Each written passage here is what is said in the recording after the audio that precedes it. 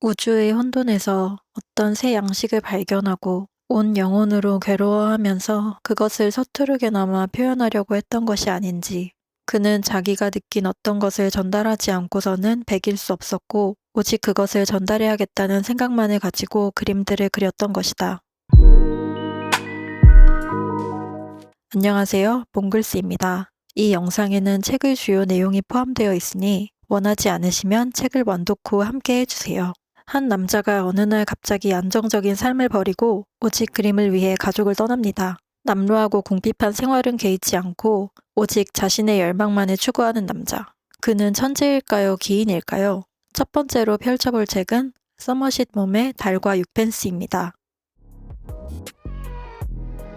극도로 순수한 열망의 끝은 이런 모습일까요? 자기 자신과 열망 외에는 존재하지 않는 자신만의 세계. 스트릭랜드에게는 그게 그림인 거죠. 그런 면에서 달이라는 단어는 독자를 한 번 더 생각하게 합니다. 우리에게는 저마다의 달이 있죠. 스트릭랜드처럼 그림 같은 열망이 될 수도 있고, 또 누군가에게는 사랑하는 사람, 혹은 증오하는 사람, 또 어떤 이에게는 동경하는 환경, 이상적인 세상이 될 수도 있겠죠. 한편으로 저는 스트릭랜드가 자기 자신도 왜 인생의 전부를 달에 걸었는지 이해하고 있지 않을 수 있겠다 생각해요. 그건 어떤 이유나 현실에서의 인과가 적용되는 게 아니라 그냥 그럴 수밖에 없었던 거죠. 불가항력으로. 제가 이 책을 첫 번째 펼쳐볼 책으로 고른 이유가 있어요. 저는 2년은 회사원, 그리고 그 이후 지금까지 2년은 프리랜서로 살고 있습니다. 적성에 맞지 않는 일을 하면서 제가 앞으로 어떤 삶을 살아야 할지 많이 고민했는데요. 매달 6펜스를 위해 살았지만 제가 30대, 40대, 50대가 되어서도 이렇게 살 거냐고 자문해보면 아무 대답도 안 나오더라고요. 그렇다고 제가 스트릭랜드처럼 극단적인 사람도 아닌지라 그저 수많은 평범한 사람들 중 한 명으로서 달과 6펜스 사이를 오가면서 이렇게 살고 있어요. 저는 제 삶을 지키면서도 조금씩 제 달을 향해 가고 싶어요. 스트릭랜드 같은 인물이 보면 그건 모순됐다 할 수도 있겠죠. 하지만 극단의 선택은 자신에게든 타인에게든 날카로운 영향을 줄 수 있지 않을까요? 달과 6펜스는 꿈을 향해 가는 남자의 모습을 상당히 극단적으로 묘사합니다. 자신의 욕망에 손을 뻗고 쟁취하는 인간의 모습이 우리의 상상처럼 그리 아름답게 그려지진 않아요. 사실 스트릭랜드는 그 반대를 넘어서 극한의 이기심을 보여줍니다.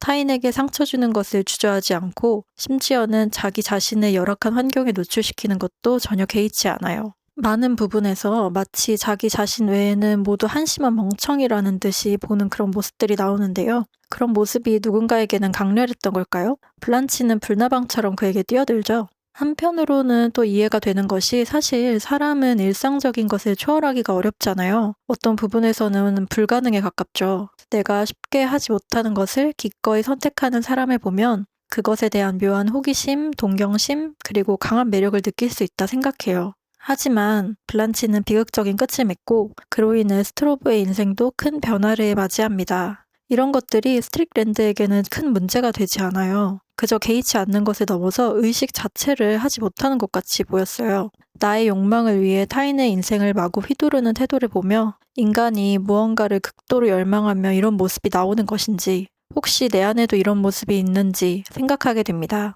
일상과 현실, 환경에 억압된 인간의 아주 원초적 욕망을 날 것 그대로 풀어낸 서머싯 멈의 달과 6펜스. 읽는 내내 독자는 스스로 자문할 수 있겠죠.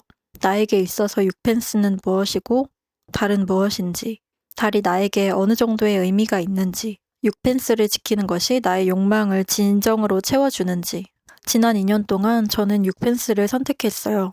제 스스로 먹이고 입히고 보호해야 했으니까요. 하지만 오직 6펜스만을 위해 사는 방식이 점점 소모적으로 느껴졌어요. 물론 6펜스는 너무나 중요하지만 오래 살아갈 동력이 안 되는 느낌이 들었다고나 할까요? 그래서 저는 누구나 언젠가는 달과 6펜스 중 어디에 조금 더 무게중심을 둘 것인지 선택하는 순간이 온다고 생각해요. 물론 둘 중 하나를 선택하면 다른 하나를 반드시 포기해야 한다고 생각하진 않아요.